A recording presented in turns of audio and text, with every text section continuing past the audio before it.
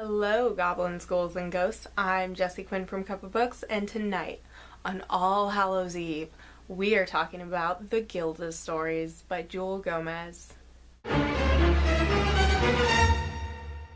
Sometimes when I enjoy a book, I have difficulty describing why.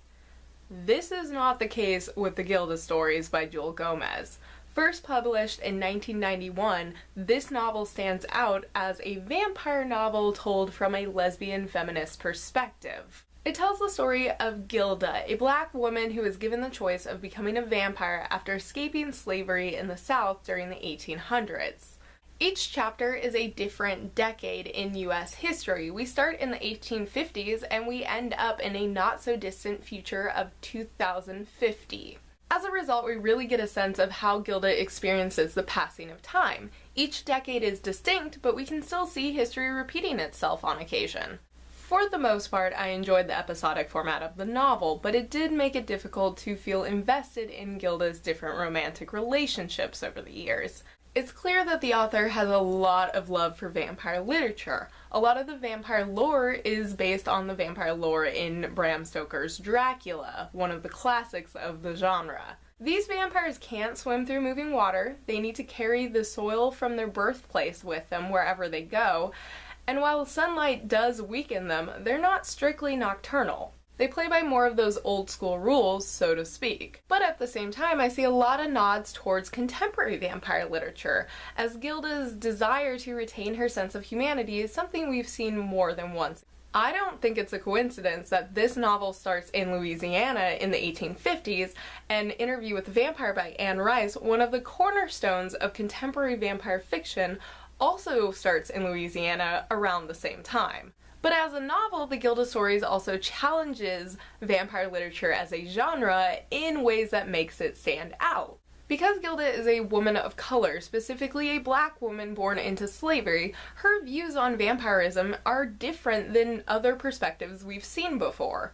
While becoming a vampire has its pros and cons in the novel, it is presented as a freeing experience. As a vampire, she no longer has to fear the violence directed at women of color because mortal men are no longer a threat to her.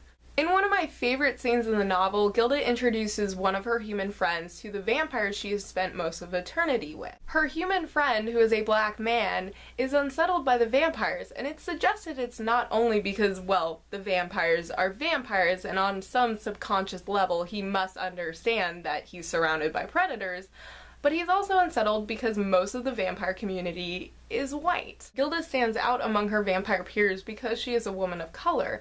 And she also stands out in vampire literature as a genre. When Gilda calls the vampire community she spends her time with an old white crowd, I can't help but feel that's also directed at the genre.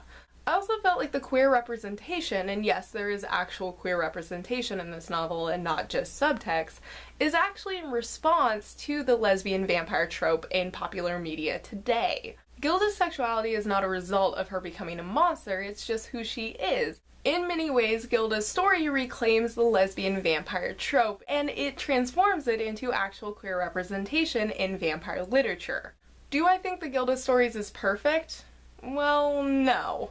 Sometimes the writing, particularly in the more romantic moments, gets a little too flowery for my taste. Also, because the novel was written in the early 90s, sometimes it feels a little dated, particularly in the chapters set in the not-so-distant future. According to The Gilda Stories, we're all still going to be using VHSs in 2015. So no, I can't say The Gilda Stories is perfect, but it's pretty damn close. Even if you're not into vampires, I still think there's a lot to get out of this one. I haven't even touched on some of the other subjects that come up in this novel, such as the concept of family, the progression of technology, and humankind's relationship with nature, to name a few. I thoroughly enjoyed The Gilda Stories by Jewelle Gomez, and I highly recommend it. Particularly this edition, which has an afterword by the author explaining what inspired her to write The Gilda Stories.